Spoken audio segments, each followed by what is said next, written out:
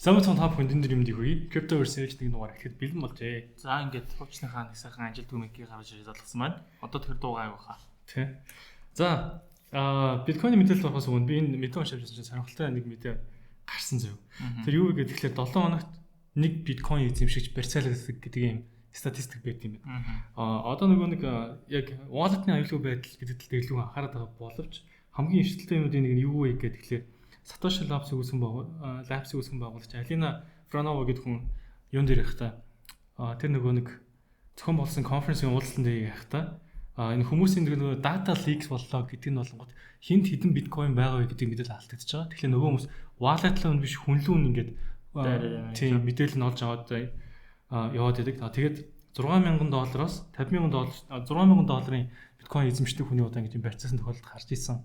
$50,000-тай хүнийг одоо ингээд юм одоо алсан ч юм уу тийм тохиолдол гарсан байдаг учраас энэ мэдээлэл одоо ингээд маш эмзэг дата болсон гэдгийг бас ингээд онцолж иржээ. Тэгэд одоогийн байдлаар 80 саягаар одоо биткойн эзэмшигчдийн энэ мэдээлэл бол ихэд ингээд онлайнд алдагдсан байдаг. За энэ чэнэс 2.2 сая нь бол бүр ингээд гэрийнх нь хаягтай мэдээлэл алдагдсан байдаг гэдэг ийм тийм нэг эрсдэлтэй дата бас байдаг гэдгийг хуваалцж илээ. Тэгэхээр одоо бас тэр нэг сошиалар хаагдлах гэхээс илүү бас бодитоор бие татлаг өртөх гэдэг эрсдэл бас аюу том одоо ингээд ноцтой болж эхэлж байгаа юм гэдгийг бас анхааруулсан билээ. Энэ бас ноцтой юм. Юу нэг крипточ гэхдээ одоо Монголд ч сая ажилладаг зүйл надад ийм хүн онлайн шоп мобын доор хүмүүс утасны дугаар аягийг хүлдээгээд идэх те. Тэрийг бас ер нь бол болгон зүйтэй хаа гэдээс нэг хөөсгөлч юм байна даас нэг хэлчихэд байгаа. Өөрсөн сэрэл хэлч та гэж байна. За тэгээд энэ хооронд бас нөгөө нэг Marcus Saylor-ийн гэдэг хүний strategy гэдэг компани бас биткойн худалдан авалтаа хийсэн. Одоо 628,946 шиг биткойнтай буюу 46.1 тэрбум долларын хөнгөтэй байгаа дээ. За тэгээд дундаж үнэ нь 73,288 гэдэг үн дээр нэг биткойныг авсан гэжээ. Одоо ингээд бүх нийт дундаж шин 73,000 болж байна шүү дээ. Тэгвэл 73,000-аас доош авчих юм бол та Marcus Saylor-с илүү сайн худалдан авалт хийсэн гэсэн үг болтно гэсэн үг. За тэгээд энэ удаагийн худалдан авалтан дээр ердөө гэж ярина шүү. Энэ бол $18 сая биткойн авсан. За энэ нь ердөө 155 шиг биткойн болсон. Тэгээд сошиал дээр энийг яаж хүмүүжлж юу гэдэг мем болгож ирээдсэн мэй гэхээр MicroStrategy түүхэнд ингээд хамгийн ингээд доод биткойн худалдан авалтуудыг хийж байгаа. Өмнө 130 биткойн авч ирсэн. Одоо ингээд 150 биткойн авч байгаа хоёр тохиолдол юм байлээ. Тэгээд нэг жүний 116,401 гэдэг үн дээр авсан байлээ.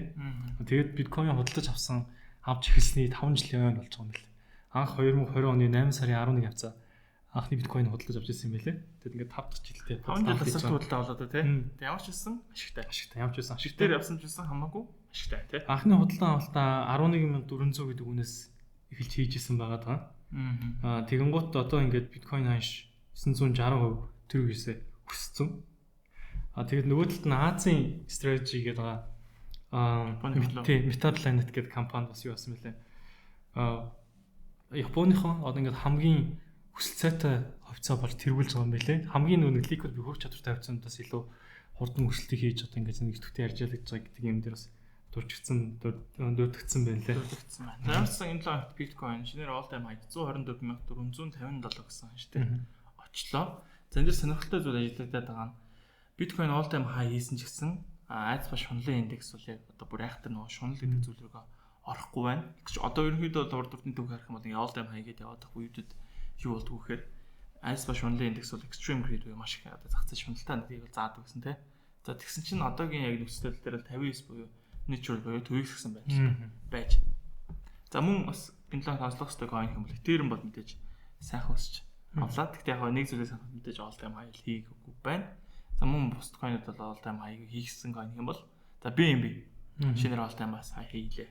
За ингээ харах юм бол altcoin season эхлээд байна уу гэдэг бас тохиогдож байна шүү дээ. Гэхдээ altcoin индекс хэдүүлээ ингээ харах юм бол 44%-тай л байна. Тэгэхээр бас хангалттай бас сайхтар өсөйг байна гэж бас хийж болохоор. Нөгөө талд SEC нэг Америкийн санхүү судалгаа үн цаасны судалгаа хорооч гэж ярьдаг. За энэний одоо ингээд тэр хүн Paul Atkins гэдэг хүн байгаа. За Twitter дээр нэг сонирхолтой хэрэгсэн болонгууд за ингээд XRP SEC-оор ингээд одоо ишүүх юм аргаа ингээд эсэлгэлээ гэдэг юм. Яг тэр жирийн араас юу гэж орж ирсэн бэ гэдэг. Тэгэхээр за энэ бол одоо ингээд зөв. Одоо бид нар одоо ингээд энэ шүүхийн тархинд зарцуулдаг энерги зөв бодлого гаргахад одоо ингэ илүү их зарцуулж эхэлнэ.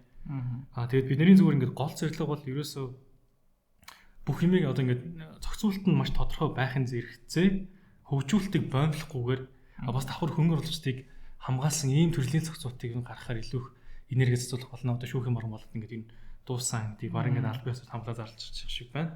Тэгээ шүүх ирснэх нөгөө тал Токвон гэдэг хүн бол ямар ч байсан нэг 9 зүйл ангиар ялагдсанаас 22 дээр нь бол ингээд буруутай гэж буруу хөлн зөвшөөрөөд тэгээд прокурортойгоо тогтолцож шиг байлээ. За прокурор нь бол чамд 12-оос дээш жилийн ялгаагаар төлөвлөхгүй. Тэгээд 19 сая долларын торгуул тавья гэдэг юм ярьдчих шиг байлээ. Тэгээд энэ шүүх хурал нь болонгууд 12 сард төлөвлөсөн юм. 12 сарын 11-нд. Бүр анхны шугам бол бараг насаараа харагдах. Зүйлэнг байна. Хэдэн 200-300 жилийн ялгааг торно гэжсэн бол одоо тиймэрхүү байдлал бууж байгаа юм тий. Тийм ер нь 40 тэрбум долларын хөрчлөг учруулсан гэдэг зүйл бас яригдчихлээ. Тийм ч нэг ийм тохироо хийгээд Токвоны мэдээ бол ийм болж байгаа юм шиг байна. За нөгөө талд болонгууд та хэд хэрвээ нэг гажуудсан мөнгө гэдэг одоо Монгол төрчлөлтөд гарсан ном байгаа Broken Money гэдэг ном. Лин Аллен гэдэг хүн айгүй их ярьдаг.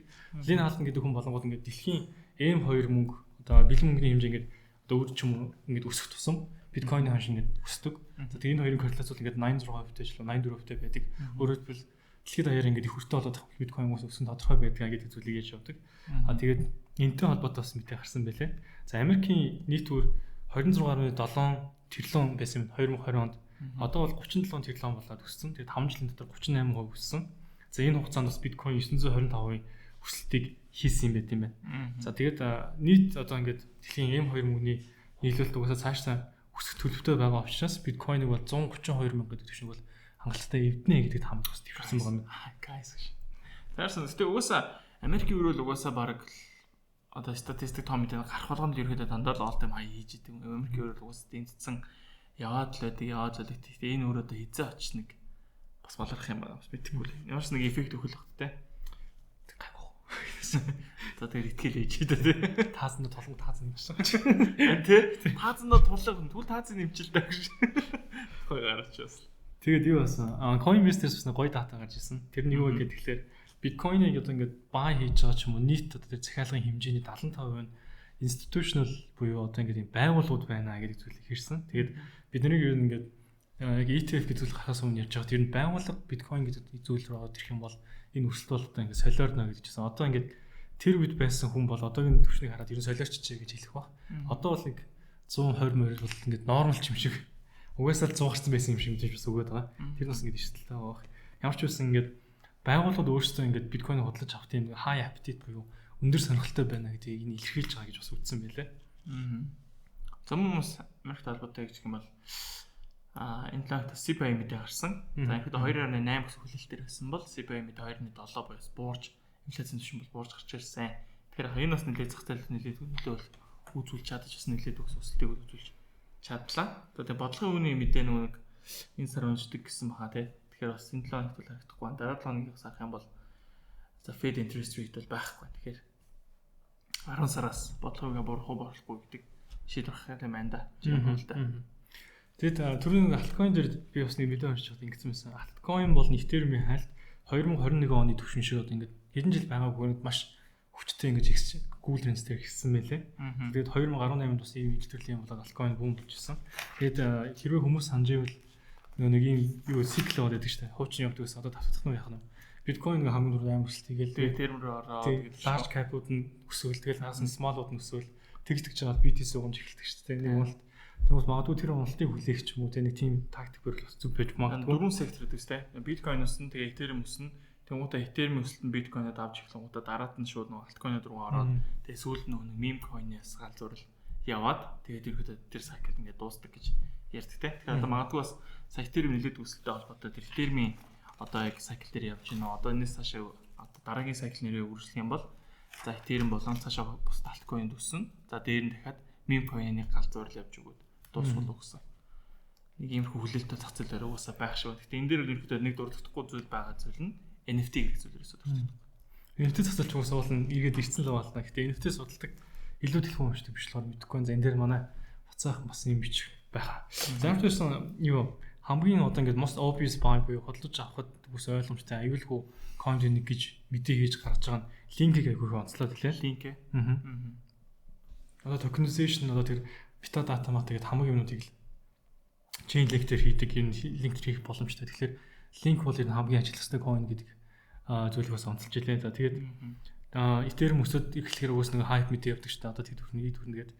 За тэгээд энэ дээр fund start гэлөө газрын хийсэн судалгаагаар дараагийн 5 жилдээ Ethereum үн бол угс 12-15 мянга гэдэг түвшин бол хэлбэлцнэ гэдэг таамаг төшөөлөд орхисон байлээ.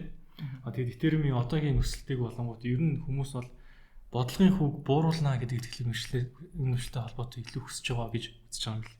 Тэгээд энэ өөр маш том өсөлт гэж үзэж байгаа. Ер нь бууруулахгүй яах вэ гэдэг чинь. Тэгээд тэр CME watch tool дээр болонгууд 95.8% нь бодлогын хувь одоо буурна гэдэг хүлээлттэй байна бэл. Линкийн хувьд ингээ харах юм бол all time high нь $22 дээр байт юм байна. Анч market cap нь харцаасаа одоо шүүрлүүл ярьж гэж бас. Тэгээд одоо юу хэлж илээ? Нэг нөгөө нэг юу altcoin гэж ярьдаг шиг alt stock гэж ярих гэдэг юм лээ. За яг зөвцөлж юм. Тийм. Яг онсон тэр үг нь бол биш. Юу гэж хэлээд нэг тэгэхээр биткойн өсөлт одоо ингээд өссөн. Бид нар ороход угаасаа бидний мөнгө ингээд тагж нугна гэдэг чинь бас уус эрсдэлтэй гэдэг зүйл ярьж байгаа байхгүй бид нар баг болж шүү. Тэгэнгүүт биткойн дээр суурилсан одоо нөгөө хувьцаанууд биш нэ.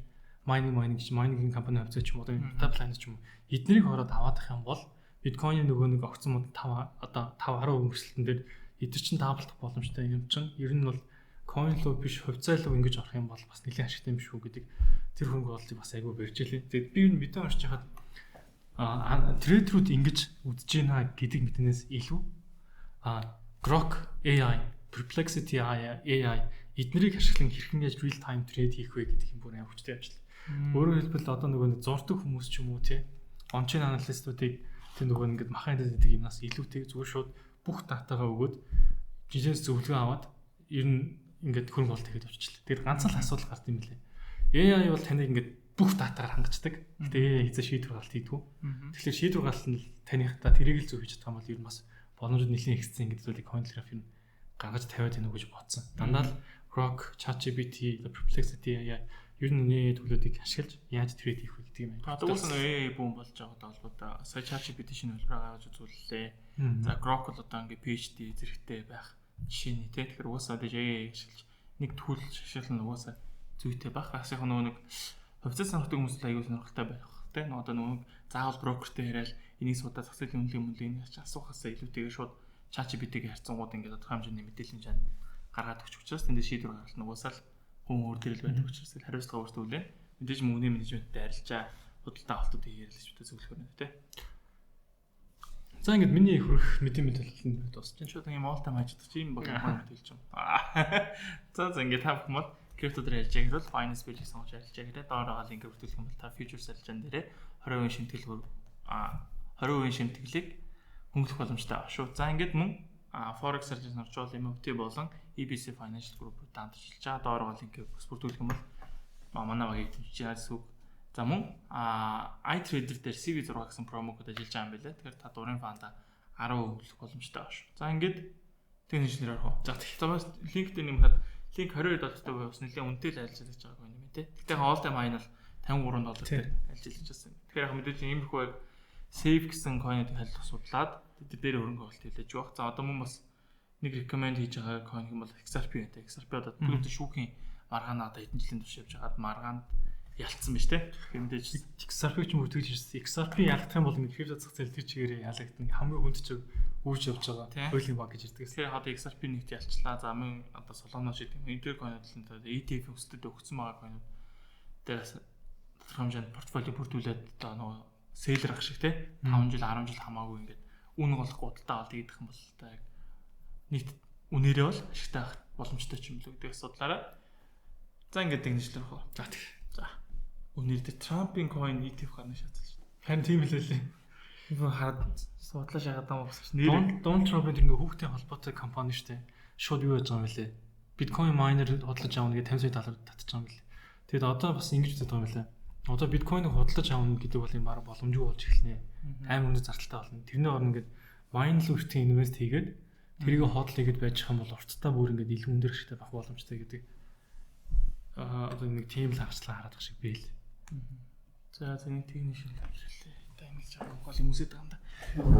За тэгэхээр хэдүүлээ биткойн дээр апдейт явчих. Зам бас Ethereum дээр гой зүйл болсон. За ерөөдөө төрүүлгийн таамаг үл ерөөдөө яг дайжгүй одоо үргэлжлээд явж байгааг шарж байна. За хэдүүлээ Bitcoin дээр харах юм бол за энэ гоё иймэрхүү дээшээс магталтай паттерн нэгжсэн. За төрөлхтний хугацаанд дээр ерөнхийдөө бол 65 метрээр оруулж. За энэ төрөлхтний дугаар байна. За төрөлхтний хугацаанд бол биткойн хаана байсан бэ гэхээр за энэ орчим арилжаалж ирсэн. За мэдээж төлөвлөгөө юу гарсан бэ гэхээр дээшээс стрэх үед нь арилжаанд орё гэдэг төлөвлөгөө гарсан. За түүний дагуу арилжаа явсан бол за тодорхой хэмжээний all time high хийлэн арилжааг барих боломжтой байжээ. За одоо харин өнгөрсөн зүйл ч яг одоогийн байгаа зүйлээ ярих юм бол энд нэг иймэрхүү паттерн үүсэж доош сэтэрчээд нэг жоохон сонирхолтой л болцоод байна. За ингээд нэгэд шүү дээ.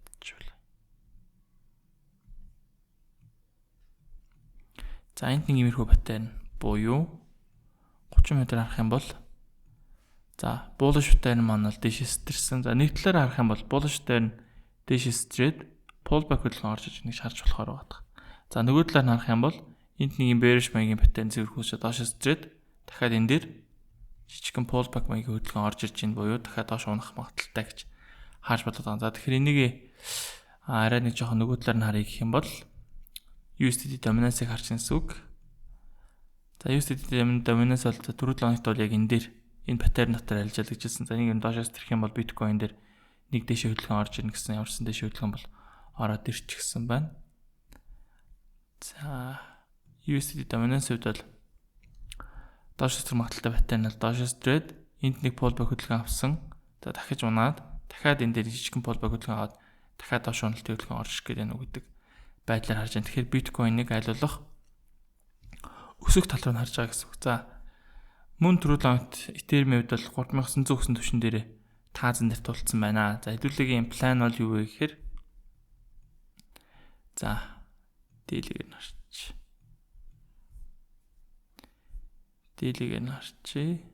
За энийг юу гэж план гарсан бэ гэхээр одоо ерөнхийдөө төлөвлөгөөгөө хүлээж байгаа гэсэн үг. Ямар ч сан дээшээгээ юугаа гараад ирсэн. Одоо эндээс гоё pullback хөдөлгөөн хүлээн гэсэн үг. За энэ иймэрхүү паттерн үүсдэг юм. Чамаа зурчлаа. Нэг иймэрхүү correction хөдөлгөөн орж ирээд за correction хөдөлгөөн урдны таазуулж исэн 3900-аас 4000 түвшин дээр ирээд шалгах юм бол дээшээгээд ажиглон арилжаа хий гэсэн бодол бол байна. За эндээс орсон арилжаа бол нэлийн гайгүй явчихвол гэсэн хүлээлт бол байгаа да. За яагаад хүлээлт байгаа вэ гэхээр нөгөө нэг шал таазалж байгаа процесс чинь тэрийг одоо хэдэн жилийн турш үргэлжлэж байгаа одоо орж ирж шít. Шал тааз буюу ийм channel орж агаад дээшээс зэрэг гараад ирэх юм бол дээшээ нэг сайхан өсөлттэй хөдөлгөөн орж ирэх магадaltaй байдаг учраас одоо яг энэ цэгийг хүлээж ийна гэсэн хүний хувьд л яг энэ цэгийг. Тэгэхээр энэ цэг маань өөрөө 3900-аас 4000 гэсэн түвшин дээр байна гэж хараад байгаа. За тэгэхээр энэ зүйлийг бол Ethereum дээр хүлээж ин тэгэхээр тийм учраас Ethereum дээр төдийлөн айхтар futures арилжаа бол хийхгүй байгаа. Харж байгаа. За Bitcoin дээр арилж байгаа бол бариад явж байгаа. Эндээс тийшээ long орсон. За хуулганаас Telegram дээр орцсон байгаа учраас яг хаанаас long арилжаанд орсон байна гэдэг нь бол тодорхой харагдана. За энэ арилжааг бол ямар ч гэсэн барьсаар энийг бол break even stop loss буюу орсон цэг дээрээ stop loss бол байршуулсан. За дээшээгээ 132, 133, за ерөнхийдөө 135 хүртэл харж байгаа гэсэн. Тэгэхээр энийг бол нэлээд удаан барих бодолтой бол байна. За магадгүй ингээд доошоо орж ирээд уналттай хөдөлгөөн орж ирээд stop loss авахдахыг бол үүсэхгүй. За тэгэх юм бол дараагийн шинэ одоо плана гаргана гэсэн. За дараагийн план хаана байж болох вэ гэхээр за энд тааз байна. За энд ингээд тодорхой хэмжээнд тааз болж исэн. За энэ дахиад тааз. За энэ хэд буцаад энэ trend line-ыг ирж чадсан pullback хөдөлгөөн бол байхгүй байгаа. Тэгэхээр доош орж ирээд за энэ trend line дээр support аваад авах юм бол эндээс дэшегээ long алжинд орно гэсэн ийм хүлээлттэй бол байна да. За ихэд бол энэ дурлалын дугаар дээр бол биткойн дээр төлөвлөгөө гаргах юм бол за нэг 116100 орчим дээрээс support авах юм бол дэшээ long алжаа харж байна. За Ethereum-ийн хувьд за бүр ийм том correction орж ирэхгүй маркет энэ дээр нэг жижигхэн маягийн bullish маягийн паттерн үүсгэх юм бол дэшээ long алжаанд орно. За USDT dominance дэс доош уналтын хөдөлгөөн орох юм бол ерөөдөө давхар баталгаа болгоод ерөөдөө дэшээ long алжаанд орно гэсэн төлөвлөгөөтэй бол байна. За USDT Bitcoin dominance-ийн хувьд хэдүүлээ бас л нэлээд удаан хугацаанд ярьсан да. За энэ нэг bearish-тай нь бол үүсээд нийтдээ 782-ийн турш үргэлжилсэн bearish-тай нь бол доошоос тэрсэн. За энэ таазан дээр хэдүүлээ баг энэ таазан сахуулаад уналтын хөдөлгөөний таамагласан нэг унсан буцаж ирээ дахиж шалгаад дахиад энэ дээр тааз болох боломжтой, дахиад энэ дээр тааз болох боломжтой гэж таамаглаж ирсэн таамагуд маань ямар ч байсан биелэлээ олоод эндээс хариуллаа одоо шүвчлэн уналтын хөдөлгөөн ороод ирсэн. За BTC доминанс өөрөө доош унжина гэдэг маань өөрөө альткойн индекс альткойн season эхэлнэ гэдэг тохиол болж байгаа. Яг тэгвэл биткойны net market-д эзэлж байгаа хувь багасаад за бусд койнууд руу орж ийнэ гэсэн тохиог бол доминанс бид нарт харуулж байгаа. Тэгэхээр BTC доминанс ямар ч гэсэн доошоос тэрцсэн учраас альткойн season бол эхэлж магадгүй гэсэн ихний сигнал бол болж байна. За мөн тоотл 2 дээр хэдүүлгийг гаргаж ирсэн таамаг бол бас л яг л номын дагуу явсан. За энэ номыг бол Schmidt Trader e-book дээр бол байдаг. Тэгэхээр энийг та бүгд харах юм бол за ямар ч гэсэн булш дээр нь үүссэн дахиад дэш яваад ад битэн зэрхүүсэн дэшсэн магадaltaй гэсэн. Ямар ч эхнийхэн зорилттой цэг буюу эхний булш дээр нь тааз буюу за ихсэн цэг дээр бол ирсэн байна. Тэгэхээр дараагийн цэгүүд мэдээж дахиад дэшээгээ ийм бүсүүлгэн орж ирээд за BTC доминанс доош унаад ороод ирэх юм бол энэ market cap бол дахиад дэшээг өсөх боломжтой гэж хараад байгаа. Тэгэхээр ерөнхийдөө бол за нэг ойрын саруудад бол нэлээд жоохон одоо season-ийн хэлдгээр FOMO season ирж байгаа гэдэг шиг тийм FOMO season ирэх болов гэсэн хүлээлттэй бол байна. За тэгээ та бүхэн өөрөө бас ямар санаа бодолтой тэрийг бас доор комментт бичээрэй. За ингээд дараагийн дугаар дээр уулзлаа. Баярлалаа.